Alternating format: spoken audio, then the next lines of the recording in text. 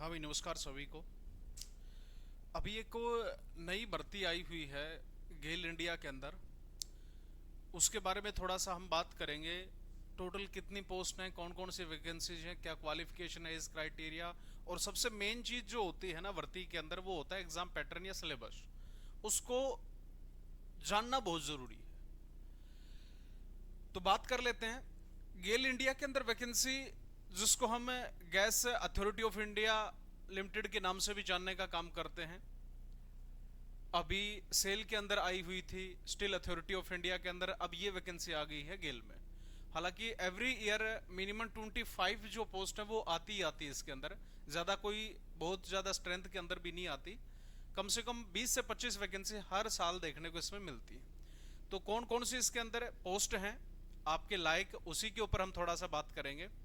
सबसे मेन हो जाती है ये फायर वाली। ऑपरेटर की वैकेंसी है पोस्ट कोड नंबर 14 नंबर पे। अब इसमें जो भी सिस्टम होगा, जो भी इसका पैटर्न होने वाला है, उसके ऊपर थोड़ा सा देख लेंगे।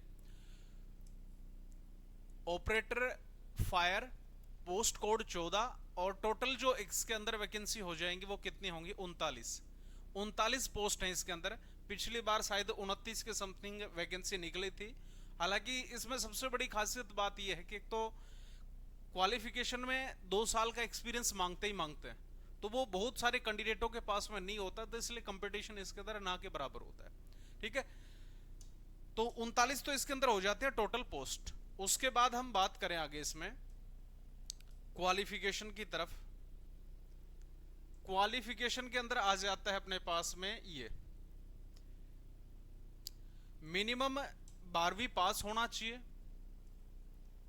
इसके साथ में 6 मंथ का ड्यूरेशन का फायरमैन ट्रेनिंग का कोर्स होना चाहिए।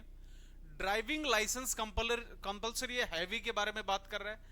Fire tender proficiency in operating the pump और अदर जो फायर फाइटिंग इक्विपमेंट है वो। ठीक है, तो ये चीज अपने पास में मेन चीज है। 12वीं पास सबसे पहले होना चाहिए, उसके बाद में फायर का कोर्स होना चाहिए। हालांकि जो कैंडिडेट जिसके पास में एक्सपीरियंस है तो ये चीज क्लियर है कि कोर्स उसने कर रखा है। हैवी लाइसेंस इसके अंदर सबसे मेन हो जाता है। एक्सपीरियंस की मैं बात कर लूं, इसके अंदर एक्सपीरियंस होगा मिनिमम 2 ईयर का। कम से कम 2 साल का आपके पास में ड्राइविंग का या फायरमैन का एक्सपीरियंस होना चाहिए, तो ही आप इस फॉर्म को भरने के लिए अंदर इलिजिबल हैं। अन्यथा आप इस फॉर्म को नहीं भर सकते। ठीक है, फिर टाइम खराब करने के कोई भी सारांश नहीं है। क्लियर है? मेन चीज जो थी वो एजुकेशन क्वालिफिकेशन से रिलेटिव, वो हमने बात कर ली। इसके बाद अगर हम बात करें एज क्राइटेरिया के बारे में, एज जो क्राइटेरिया है वो इसके अंदर क्या कुछ हो जाता है। यहां पे ये एज क्राइटेरिया की टेबल आ जाती है। 26 साल तो होगी आपकी, जितने भी जो कैंडिडेट हैं उन सभी के लिए 26 ईयर। इसके बाद में अगर मैं बात करूं इसी में ओबीसी कैटेगरी को ऐड कर देता हूं तो 3 साल का इसके अंदर एज में रिलैक्सेशन है।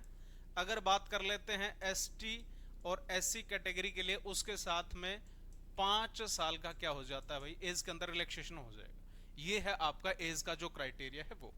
क्लियर है? पे जो स्केल है वो हो जाती है अपनी 24,500 से। पे स्केल हो जाती है 24,500 से 90,000 रुपए तक। ठीक है, ये आपकी पे स्केल है। बहुत अच्छी गजब की सैलरी की वैकेंसी है, या बोल सकते हैं नौकरी है।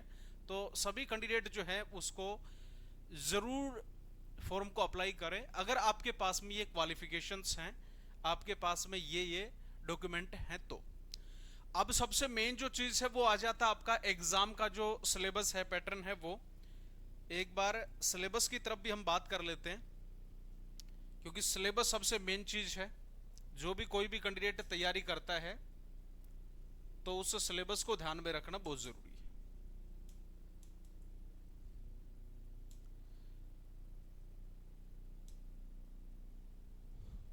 सिलेबस को एक बार देख लेते हैं। हालांकि सेम ही होता है, बाकी सिलेबस आपको मिलेगा नहीं हर जगह के ऊपर, क्योंकि 2000 जो 21-22 की जो वैकेंसी थी उसके अंदर ये सिलेबस था, और सेम वही की वही पोस्ट इसके अंदर दोबारा से रिपीट हो रही है। सेम वही है ऑपरेटर फायर की, और इसके अंदर पहले वाला जो भर्ती थी उसके अंदर पोस्ट कोड नंबर 16 के ऊपर थी, अब आ जाती है 14 के ऊपर। ज्यादा कोई खास फर्क नहीं है, पहले 16 के ऊपर थी और अब आ जाती पोस्ट कोड नंबर 14 के ऊपर। एग्जाम पैटर्न सेम का सेम होने वाला है। दो इसके अंदर होंगे, पार्ट 1 और पार्ट 2। पार्ट 2 के अंदर हो जाता है general aptitude test, general knowledge, logical reasoning and current affair, visual reasoning, English comprehensive और मैथमेटिक्स। ये तो हो जाता है, पार्ट बी की बात कर रहा है। लेकिन पार्ट ए जो है ना, सबसे मेन हो जाता है इस भर्ती के अंदर, क्योंकि इसके अंदर मान के चलो कि 60 से 65 क्वेश्चन जो है वो पार्ट ए से रिलेटिव पूछे जाते हैं। फायर से रिलेटिव इसके अंदर ज्यादा पूछे जाते हैं। यहां पे बात कर लें केमिस्ट्री ऑफ फायर एंड जो आग को बुझाने के जो मेथड्स हैं उनके बारे में हमसे पूछा गया है। फायर के जितने भी एक्सटिंग्विशर्स होते हैं, जितने भी उनको एक्सटिंग्विशिंग जो मीडिया है, एक्सटिंग्विशिंग जो मेथड्स हैं, उनके बारे में हमसे पूछा जाता है। फायर और होज फिटिंग के बारे में पूछा जाता है।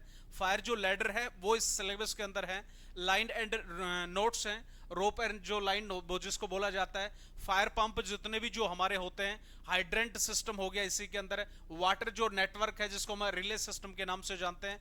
Portable fire extinguisher, small gear, वो फायर एक्सटिंग्विशर जिसको हम एक स्थान से दूसरे स्थान पे ले जा सकते हैं। स्मॉल गियर जो छोटे मोटे जो उपकरण होते हैं जिसके माध्यम से आग के दौरान हमें फायर फाइटिंग का या बचाव का, रेस्क्यू का कार्य किया जाता है, वो स्मॉल गियर का पार्ट हो जाता है। ब्रीथिंग अपार्टस जो बीएसएट होता है जिसको बोला जाता है, ऑक्सीजन सिलेंडर जिसमें होता है। Basic first aid as CPR सबसे मेन पॉइंट है इसमें। इलेक्ट्रिक फायर जो है वो आपकी मेन हो जाती है। हाई राइज बिल्डिंग है और उसके अंदर जो इवैक्यूएशन जो प्लान्स होते हैं, इवैक्यूएट जो मेथड्स होते हैं, उनके बारे में हमसे पूछा जाता है। फिक्स्ड फायर फाइटिंग सिस्टम है, उनके बारे में जानना जरूरी है। Hydrocarbons fire fighting, mobile fire appliances जो है या फायर टेंडर जिसको बोल सकते हैं। इसी के साथ में हमारे fire ground operation, communication as mobilization, control room and watch room operation and procedure, work permit system, और इसी के साथ में rescue search method, method of entry and types. ये सारा का सारा जो सिलेबस है वो पार्ट 1 का किसके अंदर है, इसी भर्ती के बारे में हम बात कर रहे हैं।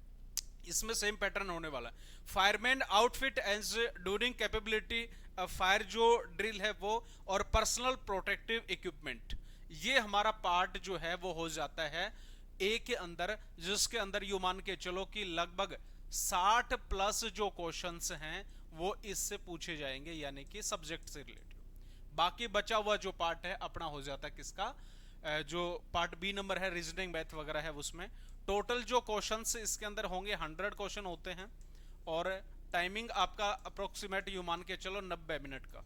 ठीक है, 90 मिनट का टाइम होता है, और बढ़िया तरीके से जिसने धुआंधार तरीके से तैयारी कर रखी है या तैयारी करना शुरू कर दिया है, तो बिल्कुल आपके लिए बहुत ही गोल्डन अपॉर्चुनिटी है। इस फॉर्म को फिल करें और अपनी तैयारी के अंदर जुट जाएं। ठीक है, फिर मिलते हैं इसी तरीके का अपडेट पाने के लिए। अगर कोई भी क्वेरी है या कोई क्वेश्चन ऑब्जेक्शन वगैरह है तो आप पूछ सकते हैं। फिर मिलते हैं। जय हिंद, जय भारत।